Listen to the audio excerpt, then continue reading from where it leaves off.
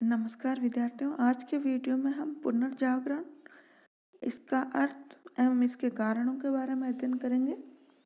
यूरोपीय इतिहास के मध्य युग अर्थात 6वीं से 15वीं शताब्दी को अंधकार में युग कहकर संबोधित किया जाता है, क्योंकि इस काल की सामंत प्रथा के प्रभाव में रोम और यूनान की जो सभ्यताएं थी उनके अंत के साथ ही बौद्धिक प्रगति और वैचारिक स्वतंत्रता का मार्ग भी अवरुद्ध हो गया।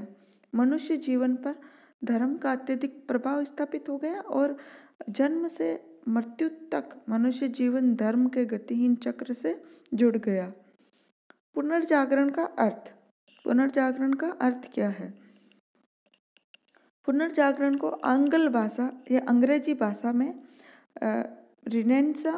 रेनेसां कहा जाता है, जो मूलतः एक फ्रेंच शब्द है, फ्रांसीसी भाषा का शब्द है। जो रेनेसां है मूलतः फ्रांसीसी भाषा का शब्द है, जिसका शाब्दिक अर्थ है फिर से जागना। अर्थात इसका जो ये अर्थ है फिर से जागना, यह किसी सोए हुए व्यक्ति का नींद से जागना नहीं, बल्कि समस्त मानवता का जागृत होना। व्यवहार में 14वीं से 16वीं शताब्दी तक मध्यकालीन कुरीतियों को समाप्त कर प्राचीन गौरव को पुनः स्थापित करने के जो प्रयास हुए, साधारणतया उन्हें ही पुनर्जागरण के नाम से संबोधित किया जाता है। इसे पुनर्जीवन, पुनर्जन्म, बौद्धिक चेतना या सांस्कृतिक पुनरुत्थान भी कहा जाता है। सबसे पहले जो पुनर्जागरण है, पुनर्जागरण का जो साहित्यिक अर्थ है उसका अर्थ है नया जन्म। व्यवहार में मानव की मन स्थिति, चिंतन प्रवृत्ति एवं जिज्ञासा के पुनः जन्म को पुनर्जागरण कहा जा सकता है। सबसे पहले पुनर्जागरण शब्द का जो प्रयोग है इटालियन लेखक वेसारी के द्वारा किया गया। वेसारी ने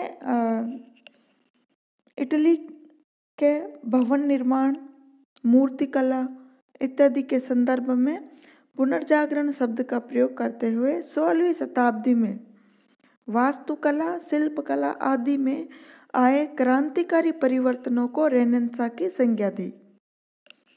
18वीं शताब्दी के विद्वान, जो फ्रांसीसी विद्वान थे दिदरो, उन्होंने भी कला एवं साहित्य के नवसर्जन हेतु रेनेसां शब्द का प्रयोग किया।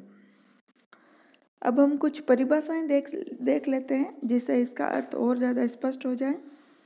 प्रोफेसर डेविस के अनुसार पुनर्जागरण शब्द मानव के उन स्वतंत्रता प्रिय और साहसपूर्ण विचारों को अभिव्यक्त करता है जो मध्य युग में धर्माधिकारियों के यहाँ कैद थे। सेबाइन के अनुसार पुनर्जागरण एक सामूहिक अभिव्यक्ति है।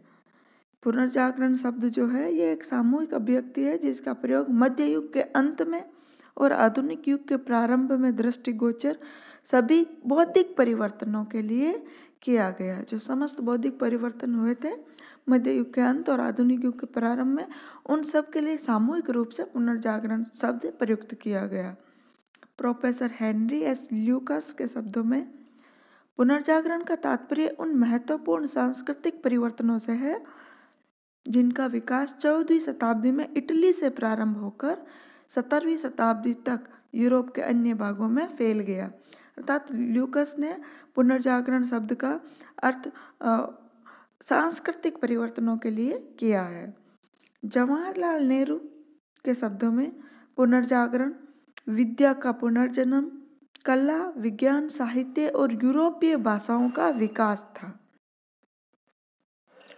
उपयुक्त जो आधिकारिक विद्वत्व विश्लेषण है, विद्वानों ने जो पुनर्जागरण के बारे में अपना विश्लेषण प्रस्तुत किया है, उससे ये स्पष्ट हो जाता है कि पुनर्जागरण सोए हुए सुसुप्त यूरोपीय सभ्यता में उन महत्वपूर्ण सांस्कृतिक एवं बौद्धिक परिवर्तनों का सामूहिक संकेत है जो 14वीं शताब्दी में दिखाई देने लगे और 16वीं शताब्दी तक सारे यूरोप में फैल गए। अर्थात पुनर्जागरण काल की जो अवधि थी 14वीं से 16वीं शताब्दी रही। निष्कर्षतः तर्क, जिज्ञासा और शिक्षा के द्वारा ज्ञान, विज्ञान, कृषि, उद्योग, कला, साहित्य, संस्कृति के क्षेत्र में हुई जो चहुमुखी प्रगति थी उसको पुनर्जागरण कहा जा सकता है, जिसने मानववाद को जन्म दिया। पुनर्जागरण की प्रमुख विशेषताएं। पुनर्जागरण के अर्थ एवं विभिन्न इतिहासकारों द्वारा दी गई परिभाषाओं में पुनर्जागरण की प्रमुख विशेषताएं एवं स्वरूप अंतर्निहित है, जो इस प्रकार है। मानववाद का उदय और विकास, तर्क एवं मानव की जिज्ञासु प्रवृत्ति का उदय, प्राचीन सांस्कृतिक विरासत के प्रति जागृति, नवीन भौगोलिक अन्वेषण, प्रादेशिक भाषाओं एवं लौकिक साहित्य का विकास, मानव उपयोगी वैज्ञानिक अन्वेषण, कला के लौकिक स्वरूप का विकास और शिक्षा एवं भौतिक मूल्यों के प्रति आकर्षण, ये कुछ पुनर्जागरण की प्रमुख विशेषताएं थी। पुनर्जागरण के कारण, अब हम पुनर्जागरण के कारणों के बारे में चर्चा कर लेते हैं। पुनर्जागरण जो है उसकी गति कब और कैसे प्रारंभ हुई, इसके बारे में निश्चित रूप से कुछ कहा नहीं जा सकता। ऐसी मान्यता है कि इस गति का जन्म 13वीं सदी के उत्तरार्ध में हो चुका था। प्रोफेसर स्वेन का मत है कि पुनर्जागरण धर्मयुद्ध तथा नए देशों की खोज से प्रारंभ हुआ। जो भी हो, इतना निश्चित है कि पुनर्जागरण किसी एक व्यक्ति, एक स्थान अथवा एक विचारधारा के कारण संभव नहीं हो पाया था। फिर भी इसके जो प्रमुख उत्तरदायी कारण है वो इस प्रकार है। पहला है धर्मयुद्ध अथवा क्रूसेड। ईसाई धर्म के पवित्र स्थान जेरूसलेम पर अधिकार के प्रश्न पर ईसाई जगत एवं इस्लाम के धर्मानुयायियों, जो कि सेल्जुक तुर्क थे, उनके मध्य 11वीं शताब्दी के अंतिम दशक से 13वीं शताब्दी के अंत तक लगभग 1095 से 1291 ईस्वी के आसपास तक जो हुए जो युद्ध थे, उन युद्धों को धर्म युद्ध कहते हैं। अर्थात ईसाइयों और इस्लाम के मध्य जो जेरूसलम पर अधिकार को लेकर जो युद्ध हुए उनको इतिहास में धर्म युद्ध अथवा क्रूसेड कहा जाता है। लगभग 2 शताब्दियों तक चलने वाले इन धर्म युद्धों की जो अंतिम परिणति है वो 1453 ईस्वी में पूर्वी रोमन, जिसको कि बाइजेंटाइन साम्राज्य कहा जाता था, कि राजधानी कुस्तुनतुनिया अर्थात कॉन्स्टेंटिनोपल पर तुर्कों के अधिकार के रूप में हुई। 1453 में कुस्तुनतुनिया पर तुर्कों का जब अधिकार हो गया तो इससे ये धर्म युद्धों का अंत हुआ और इसी घटना से पुनर्जागरण व यूरोप में आधुनिक काल का आरंभ माना जाता है। धर्म युद्धों में ईसाइयों की असफलता के कारण पोप व चर्च की प्रतिष्ठा को प्रबल आघात पहुंचा, क्योंकि धर्म युद्धों में पोप की संपूर्ण शुभकामनाओं और आशीर्वाद के बाद भी ईसाइयों की पराजय हुई। इससे ईसाई जगत में पोप की प्रतिष्ठा को जबरदस्त आघात पहुंचा। अब धर्म के जो बंधन हैं वो ढीले पड़ने लगे और एक नया दृष्टिकोण पनप लेने लगा, जिसने पुनर्जागरण को आहूत करने में भारी योगदान दिया। कुस्तुनतुनिया पर तुर्कों का अधिकार हो जाने के बाद वहां से अनेक विद्वान अपने प्राचीन ग्रंथों और पुरातत्व सामग्री लेकर यूरोप के विभिन्न देशों में पहुंचे और यूरोप वासियों को प्राचीन गौरव से अवगत कराया तथा उस गौरव को पुनः स्थापित करने की प्रेरणा दी। अरस्तु के वैज्ञानिक ग्रंथ, अरबी अंक, बीज गणित, दिग्दर्शक यंत्र और कागज पश्चिमी यूरोप में धर्म युद्धों के माध्यम से ही पहुंचे थे। कुस्तुनतुनिया पर तुर्कों के अधिकार से यूरोपीय लोगों के लिए व्यापारिक मार्ग भी अवरुद्ध हो गए, अतः उन्हें एशिया तक पहुंचने के लिए नवीन व्यापारिक मार्गों की जानकारी मिली और कई साहसिक लोग पूर्वी देशों की यात्राओं के लिए चल पड़े। उनमें से कुछ ने पूर्वी देशों की कुछ यात्रियों के जो पूर्वी देशों की यात्राओं के वर्णन थे उनको पढ़कर यूरोपीय वासियों की कूपमंडूकता दूर हुई और चिंतन शक्ति जागरूक हुई। नेक्स्ट है व्यापारिक समृद्धि। धर्म युद्धों के बाद पूर्व से संपर्क बढ़ा और यूरोप के लोगों में व्यापार के प्रति जागरूकता आई। मध्य युग के उत्तरार्ध में यूरोपीय व्यापार वाणिज्य का अंतर्राष्ट्रीय स्तर पर विकास शुरू हो चुका था। व्यापार वाणिज्य के विकास से कई बड़े नगरों का भी उदय हुआ, जैसे वेनिस, फ्लोरेंस इत्यादि। नगरों में व्यापारियों द्वारा ज्ञान विज्ञान को प्रोत्साहन दिया गया। व्यापारी वर्ग को सामंतों तथा चर्च दोनों से जलन थी। व्यापारी वर्ग सामंतों और चर्च का विरोध करता था। अतः वे लोग लेखकों, विद्वानों और कलाकारों को आश्रय देते और विचार विनिमय के लिए गोष्ठियों का आयोजन करते। इससे लोगों की जो चिंतन शक्ति है उसका विकास हुआ, पुरानी मान्यताएं टूटने लगी और इससे पुनर्जागरण को बल मिला। नगर व्यापार वाणिज्य के केंद्र बनने से विदेशों से व्यापारी लोग इन नगरों में आते रहते थे। इनसे नगरवासी विचारों का आदान प्रदान करते थे। इससे उनका दृष्टिकोण व्यापक हुआ। छापेखाने अथवा मुद्रण यंत्र का आविष्कार, कागज और छापेखाने के आविष्कार जो का श्रेय है वो चीनियों को है, चीनी लोगों को है। चीन में ईसा से 200 वर्ष पूर्व रेशम से एक प्रकार का कागज तैयार किया जाने लगा। चीन में ही सर्वप्रथम मुद्रण यंत्र अर्थात छापेखाने का आविष्कार हुआ। यूरोप वासियों को इन दोनों की जानकारी देने का श्रेय अरब के लोगों को है। जर्मनी के जोहन्स गुटेनबर्ग ने 15वीं शताब्दी में लगभग 1450 ईस्वी में ऐसी टाइप मशीन का आविष्कार कर लिया जो आधुनिक प्रेस की पूर्ववर्ती कही जा सकती है। जर्मनी के मेंज नगर में 1454 में प्रथम छापाखाना का कारखाना स्थापित हुआ। जोहन्स गुटेनबर्ग द्वारा 1454 में प्रकाशित 31 पंक्तियों की पुस्तक दी इंटेलिजेंस ऑफ निकोलस फिफ्थ को प्रथम प्रकाशित पुस्तक का गौरव प्राप्त हुआ। इंग्लैंड में कैक्सटन द्वारा छापेखाने की स्थापना 1477 ईस्वी में कर ली गई। प्राचीन यूनानी एवं रोमन साहित्य का सर्वत्र प्रचार एवं नवीन विचारों का यूरोप के जन जन तक पहुंचना अब सरल हो गया। प्राचीन हस्तलिखित पांडुलिपियों का मुद्रण किया गया। वर्ग विशेष का उच्च ज्ञान पर जो आधिपत्य था वो अब खत्म हो गया।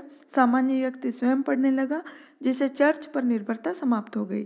बौद्धिक जिज्ञासा पूर्ति हेतु आडंबरों और रूढ़िवाद का स्थान तर्क ने ले लिया था। बेकन के कथन सत्य सत्ता की नहीं वरन समय की पुत्री है कि सीख लोगों को मिली। प्रसिद्ध विद्वान विल्ड्यूरा ने लेखन कला के बाद मुद्रण कला को ही इतिहास का सबसे बड़ा आविष्कार माना है। कस्तूनतुनिया पर तुर्कों का अधिकार। 1453 ईस्वी में पूर्वी रोमन साम्राज्य, जिसको कि बाइजेंटाइन साम्राज्य कहा जाता था तत्कालीन समय में, उसकी राजधानी कस्तूनतुनिया पर उस्मानी तुर्कों का अधिकार हो गया।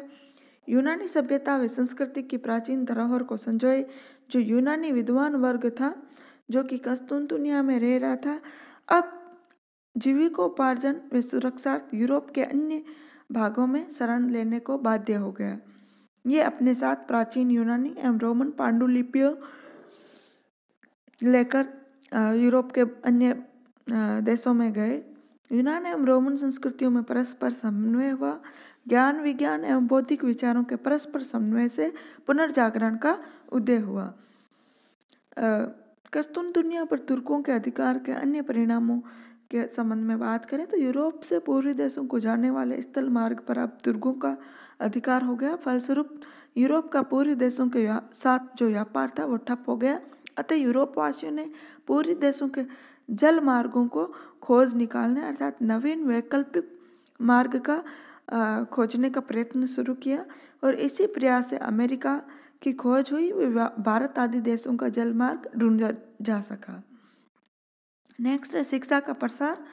सर्वप्रथम इटली में धर्म प्रतिबंधित शिक्षा के स्थान पर यथार्थवादी एवं उपयोगिता पर आधारित शिक्षा प्रणाली का विकास हुआ। उसके पश्चात संपूर्ण यूरोप में नवीन शिक्षा पद्धति का प्रसार हुआ। समुद्री यात्रा, जहाज निर्माण, बैंकिंग, व्यवसाय, व्यापार, वाणिज्य, विनिमय आदि शिक्षण पाठ्यक्रम में सम्मिलित किए जाने लगे। धर्मनिरपेक्ष शिक्षा पद्धति ने यूरोप में पुनर्जागरण की नवीन संस्कृति का क्रम से विकास संभव बनाया। नेक्स्ट है मानववाद का विकास। भूगोल, गणित, भाषा एवं व्यवसायोन्मुखी शिक्षा के प्रसार ने यूरोप में यथार्थवादी चिंतन को जन्म दिया। मनुष्य विद्वत्व चिंतन का केंद्र बन गया। विद्वानों के चिंतन का अब जो प्रमुख केंद्र है वो मानव हो गया। मानव जो धर्म और राज्य के प्रति समर्पित एक साधन माना जाता था अब वह साध्य स्वीकार किया जाने लगा। राज्य व धर्म मानव की उन्नति के साधन माने जाने लगे। मानववाद की इस प्रगतिशील विचारधारा ने अज्ञान, आडंबर और रूढ़िवादी बाधाओं को दूर कर मानव हेतु प्रगति का नवीन मार्ग प्रशस्त किया। पेटार्क को मानववाद का जनक माना जाता है। स्कोलिस्टिक विचारधारा मध्ययुगीन यूरोपीय दर्शन में एक नई विचारधारा जिस स्कोलिस्टिक अथवा विद्वत्तावाद या पंडित पंथ कहा जाता है। यह अरस्तु के तर्कशास्त्र, अरबों ने यूरोपीय विद्वानों को अरस्तु की विचारधारा से परिचय करवाया। वह सेंट ऑगस्टाइन के तत्व ज्ञान का समन्वय था। यूरोप के कई नगरों में जैसे पेरिस, ऑक्सफोर्ड, बोलिन आदि में विश्वविद्यालयों की स्थापना हुई, जिन्होंने विद्वत्तावाद के आंदोलन को तेजी से आगे बढ़ाया, जिससे विद्या अध्ययन एवं वाद विवाद को प्रोत्साहन मिला। सुकरात, प्लेटो, अरस्तु जैसे प्राचीन विद्वत चिंतन ने समकालीन यूरोपीय विद्वानों में एक नवीन वैचारिक क्रांति उत्पन्न की। दांते, पेटार्क, बेकन, बुकाशियो आदि यूरोप में साहित्य के माध्यम से वैचारिक पुनर्जागरण के अग्रदूत बने।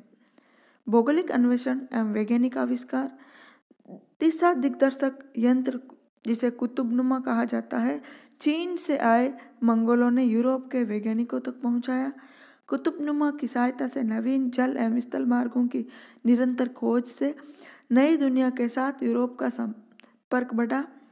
बारूद, मुद्रण और कागज की पूर्व से प्राप्त प्राथमिक जानकारी को यूरोप के वैज्ञानिकों ने व्यापक पैमाने पर परिष्कृत स्वरूप में प्रस्तुत किया। विभिन्न मशीनें, ऊर्जा स्रोत, उत्पादन सिद्धांत एवं अन्य उपयोगी खोजें हुई, जिससे यूरोप में पुनर्जागरण की विकास यात्रा का मार्ग प्रशस्त हुआ। भौगोलिक खोजों, जिनमें 1486 ईस्वी में कैप्टन बार्थोलोम्यू डियाज ने अफ्रीका के दक्षिणी तट की खोज की। स्पेन की साम्राज्य की सहायता से 1492 ईस्वी में कोलंबस ने अमेरिका की खोज की। 1498 ईस्वी में पुर्तगाल के नाविक वास्को डी गामा ने उत्तमासा अंतरिक्ष से होता हुआ जो वास्को डी गामा था, भारत पहुंचा। 1519 में मैगलन जो था वो फिलीपींस द्वीप पहुंचा। जहाज से पृथ्वी का चक्कर लगाने वाला मैगलन प्रथम व्यक्ति बना। 1497 ईस्वी में केबट ने लेब्राडोर और न्यू फाउंडलैंड का पता लगाया। पुर्तगाल के राजकुमार हेनरी द नेविगेटर 1354 से 1460 ईस्वी ने सबसे पहले खोज यात्राओं को प्रोत्साहित किया। भौगोलिक खोजों से जहां एक और यूरोप के व्यापार में वृद्धि हुई, वहीं दूसरी ओर विश्व के विभिन्न देशों में आचार विचार को भी बढ़ावा मिला। अरबों और मंगोलों का योगदान। अरब लोगों ने यूरोपवासियों का ध्यान प्लेटो और अरस्तु की तरफ आकर्षित किया। अरबी ज्ञान से प्रभावित होकर यूरोपीय विद्वानों ने जो नई विचार पद्धति चलाई, उसे पंडित पंथ अर्थात स्कोलस्टिज्म कहा जाता है। 13वीं शताब्दी के प्रसिद्ध विचारक रोजर बेकर ने अरस्तु की इस बात पर तो जोर दिया कि प्रयोग करो, परंतु अरस्तु का इस बात के लिए उसने विरोध किया, बेकर ने, कि यूरोप के विद्वान उसके भद्दे लैटिन अनुवादों के मनन एवं अध्ययन में ही व्यस्त रहते हैं, उससे आगे कुछ नहीं देखते थे, सिर्फ उनके जो अनुवाद थे उनको पढ़ते थे, अध्ययन में ही व्यस्त रहते थे। रोजर बेकन के अनुसार यदि मेरा वश चलता तो मैं अरस्तु के सारे ग्रंथों को आग में फेंक देता, क्योंकि इसके अध्ययन से एक तो समय नष्ट होता है और दूसरे मिथ्या विचारों के उत्पन्न होने के कारण अज्ञान बढ़ता है। मंगोलों के कारण यूरोप को कागज, मुद्रण, कुतुबनुमा और बारूद की सर्वप्रथम जानकारी प्राप्त हुई। वेनिस यात्री जो मार्को पोलो था, वो मंगोल शासक कुबलाई खान के दरबार में 1472 ईस्वी में गया था। मान्यता अनुसार मार्को पोलो से प्रभावित होकर ही कोलंबस और वास्को डी गामा ने अमेरिका और भारत की खोज की थी। 13वीं शताब्दी के मध्य कुबलाई खान ने एक विशाल, जो मंगोल शासक था कुबलाई खान, उसने विशाल साम्राज्य स्थापित कर यूरोप और एशिया को एक सूत्र में बांधने का प्रयास किया। कुबलाई खान के दरबार में पोप के दूत, यूरोपीय देशों के व्यापारी, दस्तकार तथा एशियाई देशों के विद्वान और साहित्यकार और भारत के बौद्ध विद्वान, गणित एवं ज्योतिष के प्रकांड विद्वान भी रहते थे। दरबार में इस कारण विद्वतापूर्ण चर्चा होती थी। कुबलाई खान के दरबार से संपर्क का यूरोप के लोगों पर जबरदस्त प्रभाव पड़ा और वे पूर्वी देशों के ज्ञान विज्ञान को सीखने लगे। नेक्स्ट है राष्ट्रीयता की भावना का उदय। अपने देश की प्रगति हेतु व्यापारिक क्षेत्र में होड़ ने स्पेन, पुर्तगाल, फ्रांस और इंग्लैंड सभी को राष्ट्रीयता की व्यापक भावना ने पुनर्जागरण की नवीन विचारधारा को अपनाने हेतु प्रेरित किया। यूरोप में राष्ट्रीय राज्यों की स्थापना हुई, जिसका जो आधार था वो स्व संस्कृति का विकास था। अज्ञान का जो अंधकार था वो अब हटने लगा और पुनर्जागरण की ज्योति सर्वत्र जलने लगी। उपयुक्त कारणों से ही इटली तथा यूरोप के अन्य देशों में जो पुनर्जागरण था उसका विकास हुआ। तो विद्यार्थियों, आज हमने पुनर्जागरण के अर्थ, इसकी विभिन्न परिभाषाओं और कारणों के बारे में चर्चा की। वीडियो यहीं समाप्त करते हैं। धन्यवाद।